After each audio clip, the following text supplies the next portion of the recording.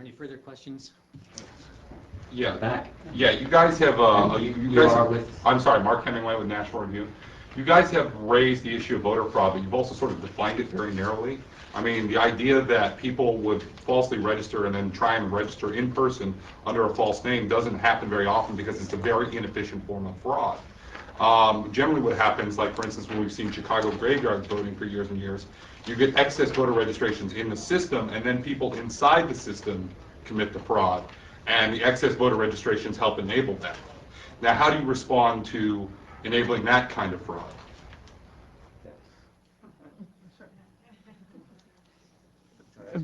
Sure. Bad registrations aren't put on the rolls because we turn in applications and elections officials need to verify each application. So if we think or suspect it's bad, we say that in the cover sheet we turn in.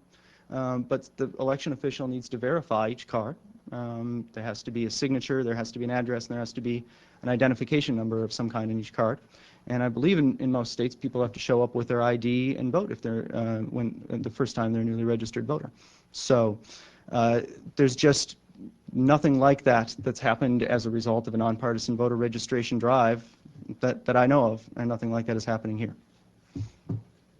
We'll take a couple more questions. We're running on 45 minutes now. One back there, and you are. Sandra with AP. I just have a question for you. You were saying that you went through these, in quality control and said these are the ones that have problems. What kind of note does this look like? I mean, are they all bound together? How are these separated from ones that you found to be complete or valid? That's right. There's separate cover sheets.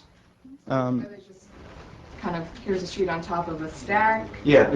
Email me at kwhelan, WHELAN, at acorn.org, and I'll send you a PDF of as many as you want. Yep. All right, so, there's one more question, yes. Last question. Some ACORN workers have told us that they were required to fulfill quotas. Can you refer to that? Talk about that. Kevin? A brass tacks set of questions. That is not true. ACORN, will just dispel rumors. We don't pay by the card, we pay by the hour. There's not a hard quota.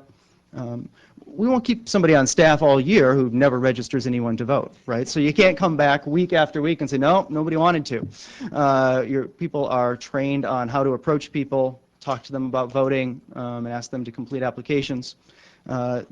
We keep track as we do our verification if people end up having an unusually large number of duplicates or cards with incomplete information, and that's the fastest way to get fired. If somebody's turning in good quality cards but less per hour than other people in the office, we generally work to retrain that person and send supervisors to the field to help them be more efficient. But it's the quality of the cards over quantity that we first look for, both for integrity in the process and for getting the work done. That's what we want. What we're working to do here is to bring as many new voters into the electorate as possible. And so that's what we have hired and trained and worked hard to do. Thank you. Okay, thanks very much. We're all available for additional questions except for Miles, who left, if you need us.